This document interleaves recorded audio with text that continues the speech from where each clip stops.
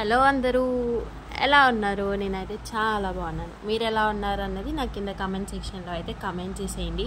ఏంటి ఓపెనింగే ఫుడ్ తినుకుంటూ ఓపెన్ చేశానని చూస్తున్నారా? సో ఇవాళ అయితే మేము విజయవాడ వెళ్ళబోతున్నాం అన్నమాట. ఎందుకు అనంటే మాకు ఎంబ్రియాలజిస్ట్ డే వాళ్ళకి ఓపెన్ కాన్ఫరెన్స్ ఉంది విజయవాడలో. సో దానికోసం అని చెప్పేసి క్లాస్ మొత్తం వెళ్తున్నాము. It's a free registration.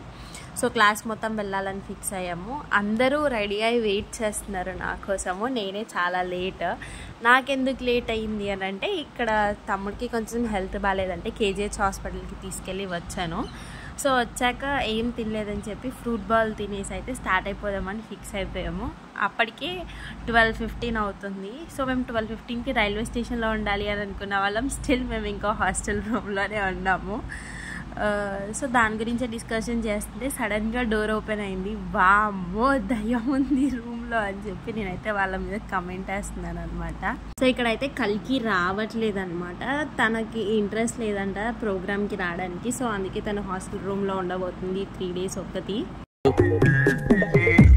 Same పండు కోతి లెక్కనున్నావురా. సో అభినయకైతే ఫస్ట్ టైం ట్రైన్ ఎక్స్పీరియన్స్ అనమాట. సో తన ఫస్ట్ ట్రైన్ ఎక్స్పీరియన్సే వరస్ట్ ఎక్స్పీరియన్స్ అవుతుందేమో నాకు కంగారేస్తుంది. సో ఎందుకంటే మేము బుక్ చేసుకున్న ట్రైన్ వచ్చేసి రత్నాచల్ ఎక్స్ప్రెస్. రత్నాచల్ ఎక్స్ప్రెస్ ఎలా ఉంటుంది అన్నది నేను కొత్తగా చెప్పనక్కర్లేదని నేను అనుకుంటున్నా. అలా మాట్లాడుకుంటూ ఉండగానే మా రైల్వే స్టేషన్ అయితే వచ్చేసింది. సో దిగి నడుచుకుంటూ లోపలికి వెళ్ళిపోతున్నాము. యాక్చువల్గా రియాలిటీ మాట్లాడుకుంటే ఏంటంటే మాకు ఫుడ్ లేదు ఫ్రెండ్స్. ఇప్పుడు ఫుడ్ ఎలా తినాలి ఏంటి అన్నది నాకు ఇంత కూడా అర్థమైంది. ఫుడ్ లేదని స్నాక్స్ పట్టుకొస్తున్నారు మా వాళ్ళు.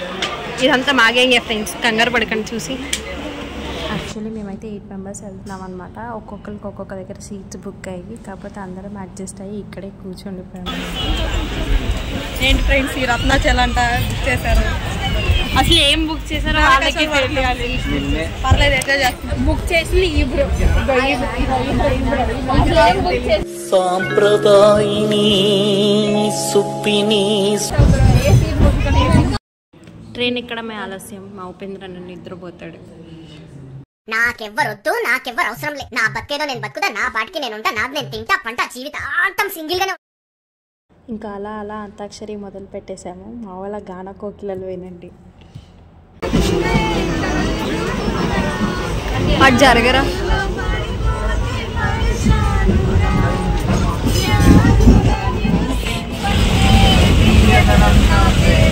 మూడ్ ఖరాబ్ అవుతుంది. దాని రిఫ్లెక్షన్ మొత్తం నా మొహంలో రిఫ్లెక్ట్ అవుతుంది. అందులో అలా ఒక 5-6 పాటలు పాడేసుకొని పక్కన ఆంటీ వాళ్ళందరితో తిట్లు తినేసి మంచిగా లంచ్ అయితే స్టార్ట్ చేసాము. మధ్యలో వచ్చేటప్పుడే మా వాళ్ళు ఒక 4 ప్యాకెట్ల బిర్యానీ తెచ్చారు. కానీ సరిపోలేదు.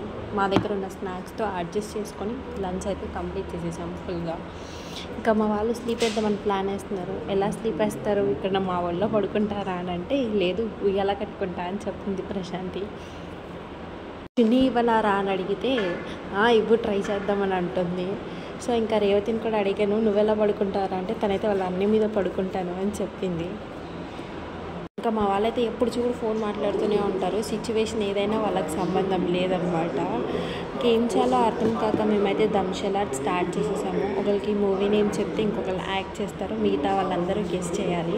సో ఇక్కడైతే నేను ప్రశాంత్కి మూవీ నేమ్ ఇచ్చాను. తను ఎంత కష్టపడుతుంది చూడండి మూవీ నేమ్ ఎక్స్ప్లెయిన్ చేయడానికి. కానీ వాళ్ళకైతే ఇంత కూడా అర్థం అవ్వట్లేదు. లాస్ట్కి ఎవరు చెప్పలేదు. నేనే ఇంకా మూవీ నేమ్ చెప్పేశాను అనమాట.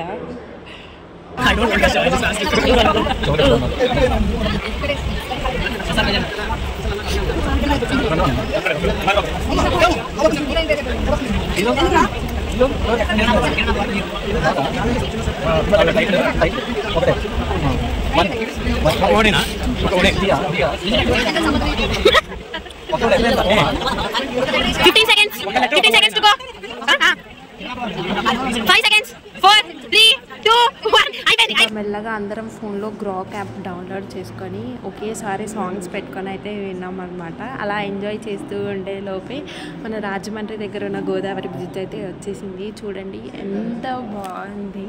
గోదావరి అయితే నిండుకుండలాగా పొంగుతూనే ఉందన్నమాట. నాకు చూస్తున్న కొద్దీ ఇంకా ఇంకా చూడాలనిపించేసింది, అంత బాగుంది.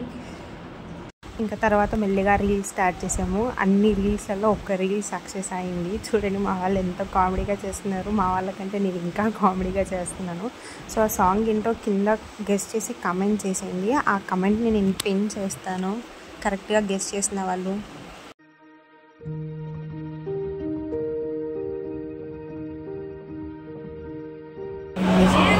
మేమైతే ఇప్పుడే ట్రెండింగ్ చేసాం ఫ్రెండ్స్.